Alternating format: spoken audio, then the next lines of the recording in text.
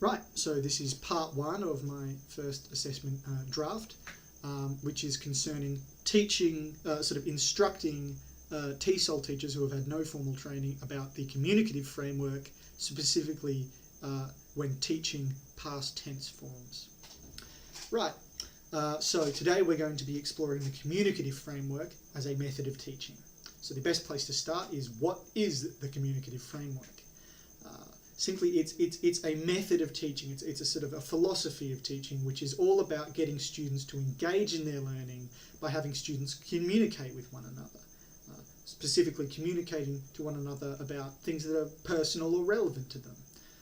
This way, when students are practicing their language skills, the ones that we want them to learn,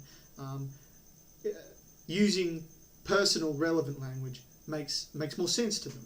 The idea behind this is essentially that when you put language into that personal context, students already understand the content. They understand the concepts. You know, they're not having these sort of pre-recorded instructions given to them, and they're having to read through it and try and wrap their heads around things that may not make sense to them. Instead, they're using their own examples. They already understand what the example is all about, and they can focus on the skill at hand and learning the skill at hand. So the main benefit of the communicative framework and the communicative approach in general is that it's all about engaging students, fundamentally engaging students. Now, when it comes to a more traditional academic approach, you know, maybe more sort of textbook learning, everything's already sort of pre-written out, it's much more holistic, and, you know, implementing that kind of approach, you won't miss anything, but also, to be blunt, it's quite boring for students, and it stops them from engaging fully in what they're doing. So using the communicative framework, or using aspects of the communicative framework and communicative method of teaching, sort of definitely offsets that. Also, when using the communicative framework, we have to consider our audience. Now, we've all identified our classes as largely being in the emergent state of learning. This means that according to the EALD framework of sort of understanding children and how they learn, especially concerning languages, that when it comes to students in the emergent stage, it's very easy for them to disengage with their learning, especially when they feel like what they're learning isn't relevant to them personally. So the suggestion of the EALD research is making sure that when you're teaching, what you're teaching is always made relevant to the experiences of the student. So, you know, when you're considering what kind of teaching method you might use for emergent students, and you think about the strengths of the communicative method, which is all about student engagement using personal and relevant examples, you know, it almost seems like it's tailor-made for this stage of learning. So a good thing to consider on the upcoming teaching. However, there is one caution about the communicative approach, and the problem is that with the communicative approach, it's all about social interactions, students talking with one another, which means they just get a whole lot of practice with verbal interactions. But it's very easy to neglect the written aspect of language when you're using this approach, because, you know, it's all about getting students to talk to one another. So it's really good practice to try and incorporate within your broader communicative approach, when you're using it, written aspects. So making sure that students are practicing their writing as well as their verbal stuff, which they will get a lot of. So examples, you may want people to write down what they're going to share before they share it, or perhaps if they're working in groups through some kind of scenario or activity, have them the groups write down at the end everything that they went through, so they're still getting that writing practice. Right, so all of that is all very well and good.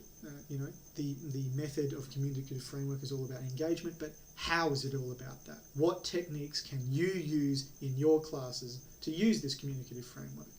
So, as you know, the next thing you'll be teaching your students is past tense forms. So I'll be going through a couple of techniques, bearing in mind that we're going to be teaching the past tense forms, and hopefully this will give you something to work with in your classes.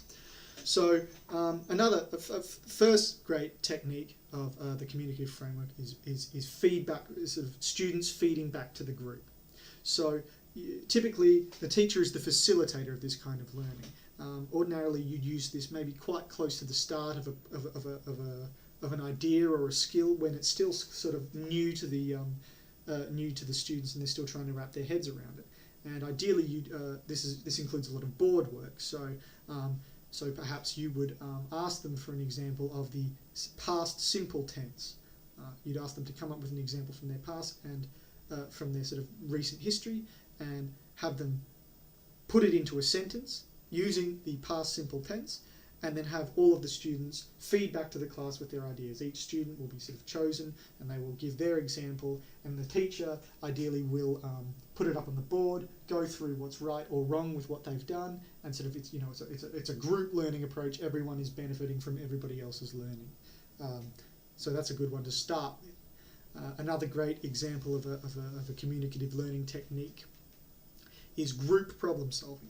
So this is a good one to implement a little bit later on when teaching a given idea or skill, because it facilitates much more complex learning because of the group aspect to it. So the idea is that you could perhaps take that simple tense and apply it to maybe forming stories. Maybe you want your students to write an entire story written in the past simple tense, which is entirely possible. However, it's easy for students to start reinforcing mistakes. If they have to do a whole bunch of examples in a row, they might get an idea about how it's done and it might be wrong. So that's why including group work means that there's a whole bunch of different minds focused on the task, and that way they can correct each other as they go. And if there's something that's stumping all of them, maybe one of them understands it better than the others, and they are able to get through these more complex models of learning better together. Another great example of communicative teaching is the think, pair, share concept, and this is quite similar to group work, but it's on a much smaller scale and it's a bit more intimate, and it allows students to sort of have a bit more of a one-on-one approach to their learning. And essentially the idea is that you give them an idea to start with, you want them to think about it on their own. So for example, with the past tense forms, the past simple tense, you may ask them to come up with a paragraph of their own that is written entirely in the past tense. And then you pair them up. Maybe they can exchange their paragraphs, they can look them over, help one another, maybe point out where there are their mistakes or whatever, and then share. They come back to the group with their examples of hopefully correct past simple tense paragraphs, and then you can pick up on any mistakes through that sharing process. And finally, we'll finish up with a classic communicative approach, which is role play. So this is really about getting students to engage in the scenario. So perhaps if you're considering we're talking about past tense forms, past simple tense has been the example so far. If you wanted to engage a role play, this is all about getting students to engage with this on a more conceptual level, but they're still practicing that basic skill that you're wanting them to get through their heads. So for example, the scenario might be you give each student an example of something that's happening to them, something bad that's happening to them. You've gone to a restaurant, you got the wrong meal, or you rented a car and there was something wrong with it, or something like that. And the concept of the role play activity would be to write a complaint letter to whoever had done you wrong in that case, and the idea behind it is that by having that simple idea, I had a meal in a restaurant and it was the wrong order. That idea is then translated into the past simple tense or the past tense in general, because you have to explain events that have happened in the past, but it makes sense because it's towards a very clear goal.